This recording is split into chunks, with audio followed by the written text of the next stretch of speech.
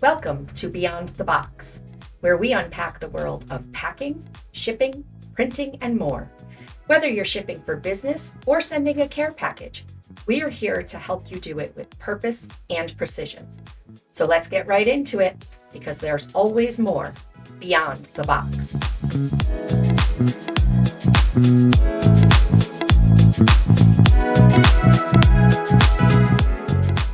Hi, everyone, and welcome back. I'm Michelle, your host again this week, and we're back with Adam and Jim.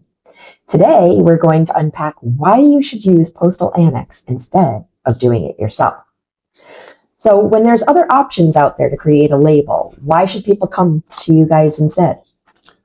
Well, there's a bazillion different options. And the reason you want to come to us is simple. We're there. And we bring all the experience, over 40 years combined, in what's the right way, the right carrier, and how to best protect you as a consumer and make sure that you're going to get the service that you really deserve and get the expertise that we can provide. That's great. Yeah, helping you choose the right carrier and service is a big one. A lot of times most of the people stick with one option and they don't know anybody else, but there might be something better out there for them. We weigh the risk of value, liability of the carrier. We're not going to upsell you just to upsell you. I mean, yeah, we're a business. We're here to make money at the end of the day. But, if I'm going to sell you something, it's because there's added value to it. We talked about how UPS is the one that has the next day guarantee. If you're asking me for overnight, yeah, I'm going to try to sell you that one because that's the one that has the added value. We're not just going to do it just to increase your bill. We're going to do it because there's a reason behind it. At the end of the day, we want to be able to go home and believe that we did the best thing we could for the customer and be able to sleep well. And trust me, when something doesn't go like that and we had an issue with a customer or we don't feel that we held up our end of the bargain, we are probably the two worst at beating ourselves up that you could ever imagine. We may not show it up front, but I know that I'll go days without sleeping just over a conversation that I had that I don't like the way it ended. And that's, something that you're not going to get with an online presence. Yeah, you might save a couple of bucks, but if you have a problem, it gets damaged, it gets lost, you need to change an address on it. You don't know the hoops you're going to have to jump through to just make a simple fix. And every one of those platforms is going to charge you for everything that you change.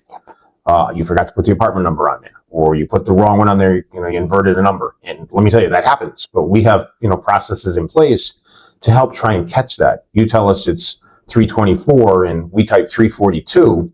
We're going to ask you to verify our typing so you can see it and go, hey, it's supposed to be 324. That gives us the opportunity to fix it.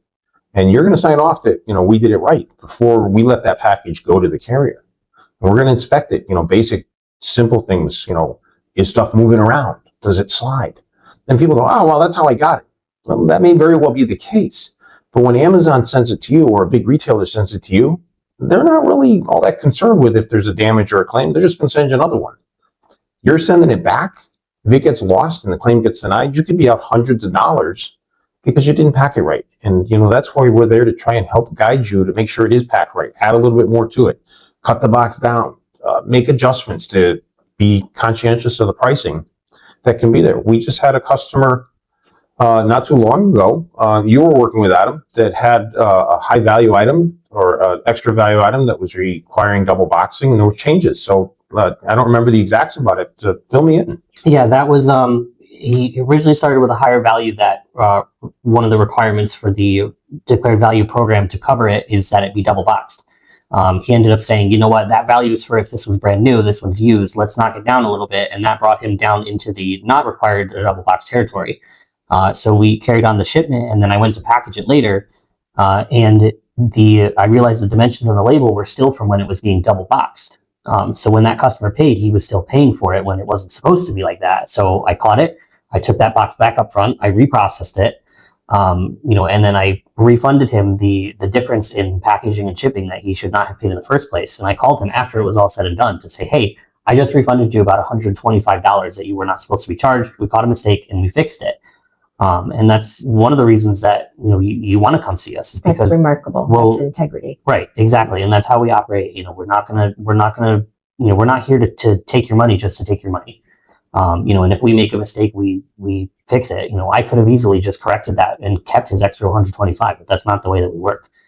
So that goes back to, we got to sleep at night. Right. We want that customer to come back Absolutely. for the positive experience. And hopefully this one's just a customer for life because we did the right thing and stepped up to the plate and helped them get to the point where their package is properly packed and didn't have to be double boxed. We made all the adjustments and corrected it.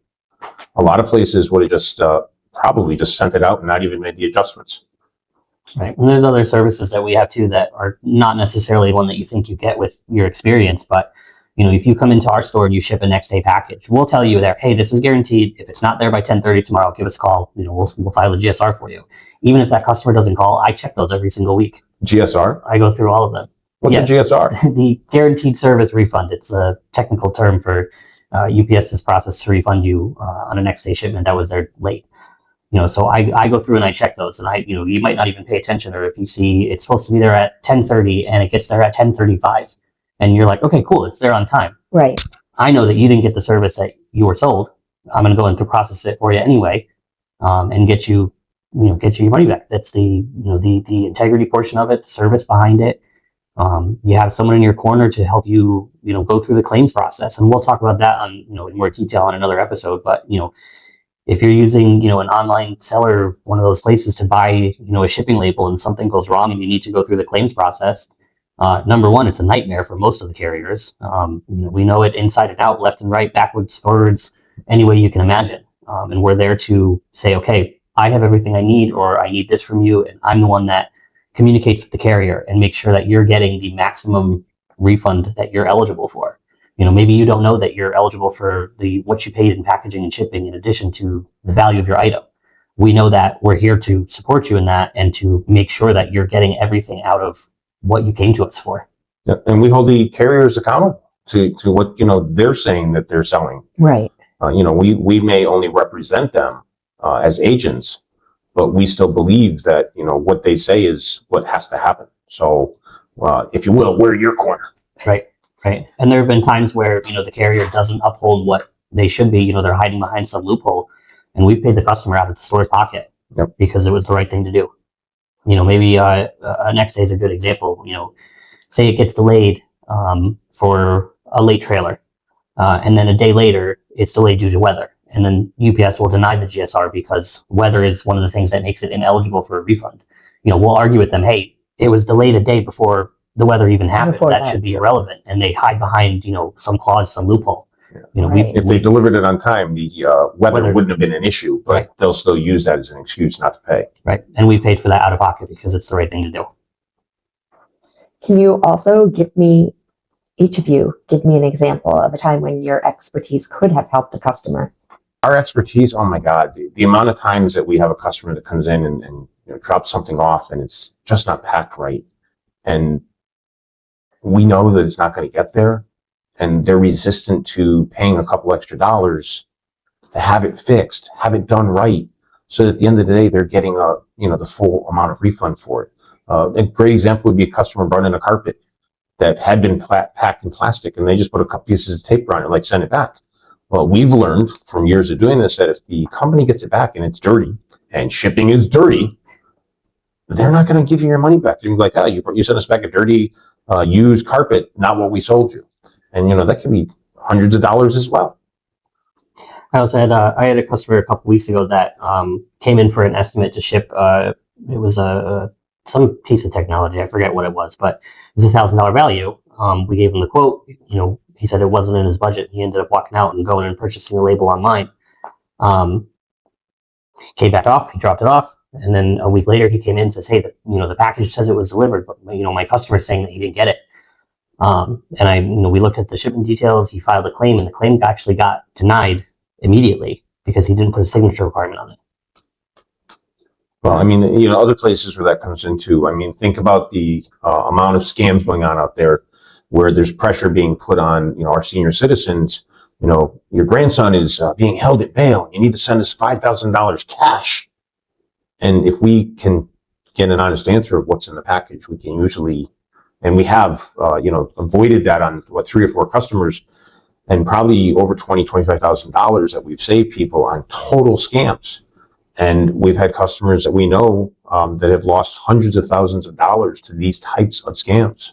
So again, we're there to try and help protect people that And this they is why wouldn't you know. ask what's in the box. That's, yeah, big part of it. I love that. Well, it's a wrap. Don't forget to send in any questions you have so we can feature them on a future episode. Join us next week as we unpack declared value, what you need to know.